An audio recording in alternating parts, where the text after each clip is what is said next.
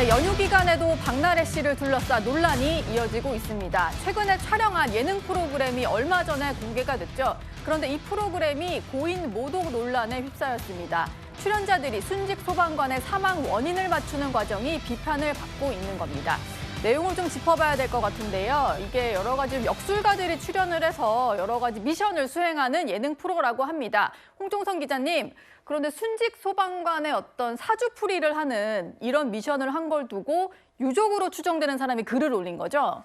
그렇습니다. 사실 뭐 그 과학성이나 이런 거는 차치해 두고라도 주변에서 흔히 점술가를 찾아서 신년 뭐 사주를 보거나 이런 분들도 있고 예. 그렇지만 뭐 누가 그중에 최고다 이런 얘기들은 나누지만 사실 모르잖아요. 그렇죠. 그런데 예능에 출연했다 하면 요리사도 굉장히 크게 흥행을 하고 이런 속에서 이번에는 요리와는 다른 어떤 무술가 중에서 누가 최고냐 이런 거를 판가름하는 그런 예능이 시작됐는데 문제는 그 예능에서 누가 최고냐에서 그 한 사람의 뭐 사망, 생년월일이라든가 사망 시점 이런 걸 놓고 사인이 뭐냐 이거를 맞추는 내용이 방송이 된 겁니다. 그런데 이거를 그 유가족 조카가 보고 굉장히 불쾌했던 거예요. 뭐냐면 그 가족들은 25년이 지났지만 여전히 남의 생명을 구하다가 돌아가신 이 순직 소방관 삼촌 얘기만 나오면 눈물이 나오는데 우리는 눈물이 나오는데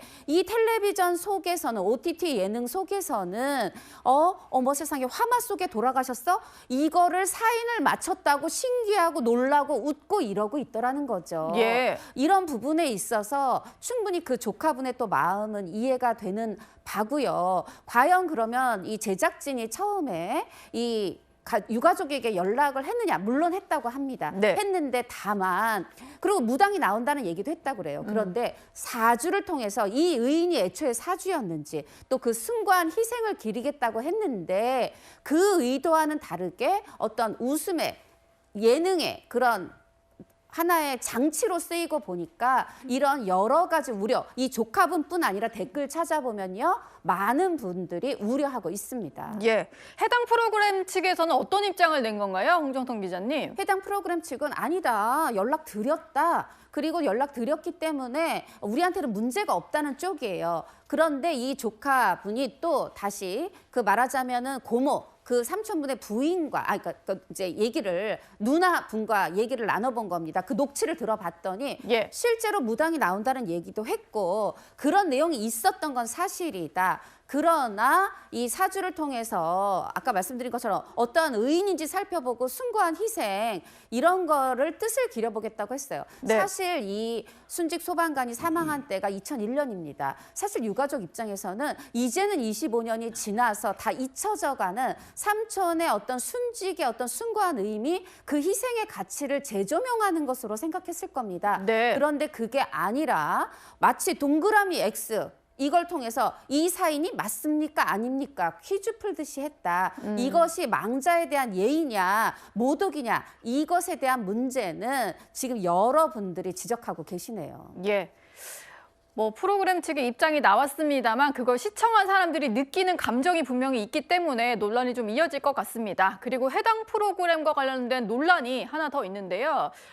상담가로 유명한 이호선 상담가가 여기 출연을 했었는데 1회 만에 하차를 한 겁니다. 이것도 홍정성 기자님이 취재를 좀 하신 것 같아서요. 왜 한 회분만 출연을 하고 하차를 한 건가요? 네, 그 이호선 교수가 처음에 이 프로그램에 대해서 그러니까 무속이 있지만 제가 아까 말씀드린 것처럼 예전에 전문 상담가가 없었을 때 이런 컨설턴트 개념으로 사람들이 이용했을 수 있다. 그러나 무속이 여전히 이제 많은 분들이 찾아가지만 전문 상담은 또 이렇게 다르다. 이런 차이를 보여줄 수 있는 프로그램으로 본인은 생각했던 것 같아요. 예. 그런데 녹화를 가보니 이게 정말 내가 생각했던 거랑 다르다. 이런 생각이 들어서 사실 녹화 초반에 한두 마디 하다가 뒷부분에는 전혀 말을 하지 않았다고 해요. 다행인 것은 제작진에 이게 내가 생각했던 의도랑 너무 달라서 출연이 어렵겠다 했는데 제작진에서 순순히 아주 좋게 받아들여줬다고 해요. 해요. 네. 그런데 이제 그러고 나서 많은 분들은 왜 안 나오지 의아할 수 있으니까 본인이 SNS에 또 글을 남기기도 했습니다. 하면서 이제 앞으로 나아갈 길을 결정할 때는 좀 더 신중하게 결정하겠다. 이번 일을 계기로 정신 바짝 차리겠다라고 했는데 이렇게 본인들은 제작진은 다 설명한다고 하지만 이렇게 출연하는 사람도 본인이 생각하는 어떤 기획 의도, 취지가 있을까요? 출연 취지. 그렇죠. 출연의 이유가 있듯이 마찬가지로 유가족도 이런 식의 다른 생각을 할 수 있다. 이런 식의 어떤 동상이몽이 이번에 이런 논란을 키웠다는 게 저의 개인적 생각입니다. 예. 박나래 씨 같은 경우에는 일단 이번에 공개된 예능으로 복귀를 하는 건 아니다 이렇게 선을 긋고 있습니다. 근데 경찰 조사를 앞두고 돌연 연기를 요청해서 박나래 씨 대체 언제 경찰에 출석하는 거냐 궁금하신 분들 많으실 것 같은데요. 허주연 변호사님, 설 연휴 이후에 조사가 아마 이루어질 것 같은데 어떨까요? 속히 소환해서 피의자 조사가 이루어져야 되는 사건이다라는 생각이 듭니다. 단순 매니저들과의 관계에 있어서의 어떤 특수상해 혐의뿐만 아니라 의료법 위반 등도 같이 조사가 이루어지고 문제가 될 수 있는 만큼 이 부분을 차일피일 미룰 수는 없습니다. 사실 12일에 조사가 예정이 되어 있었는데 하루 전날 돌연 건강 악화 등을 이유로 조사 일정 연기를 요청했었거든요. 예.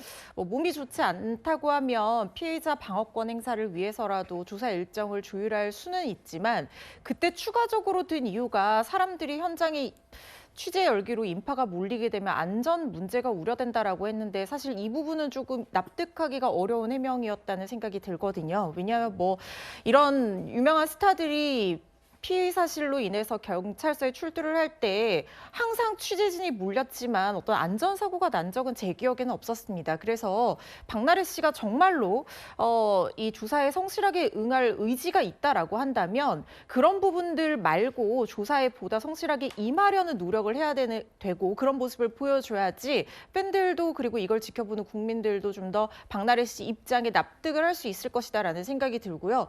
한 번 건강 악화 문제로 조사를 연기할 수 있을지언정 두 번, 세 번 이렇게 된다고 하면 이 조사 자체에 불응하는 걸로 비춰질 여지도 있거든요. 예. 그렇기 때문에 그러지는 않겠지만 체포영장이 발부된다든가 이런 사태까지 가기 전에 조사에 성실하게 임하는 모습 보여주기를 기대합니다.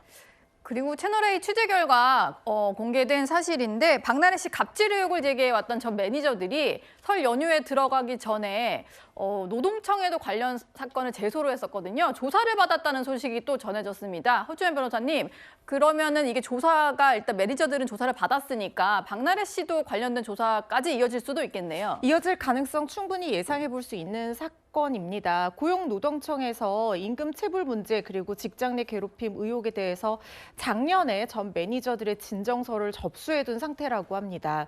일단 진정인부터 먼저 조사를 하고 그 다음에 피진정인을 소환해서 조사하는 수순으로 이어지는 일반적인 사례에 비추어 봤을 때는 진정인들인 매니저들이 먼저 조사를 받았기 때문에 이후에 피진정인에 대한 조사도 이어질 거라는 생각이 드는데 지금 이 근로기준법이 적용될 수 있는 사안인지 그 업장의 상시 근로자가 5명이 넘는지 이런 부분들도 폭넓게 검토가 될 거라는 생각이 들고 특히 임금체불 의혹은 상당히 문제가 될 수 있는 부분이라는 생각이 드는데요. 임금체불 의혹에 대해서 박나래 씨가 얘기하기로는 밤샘 촬영 때문에 바빠서 다음날 정산해서 입금했다라고 얘기를 하는데 사실 임금 지불은 정기적으로 정해진 날짜에 현금으로 직접 지급하는 것이 원칙이거든요. 네. 이런 부분에 대해서 어긴 부분이 있다라고 하면 과태료 처분 대상도 될 수 있어 보입니다. 예.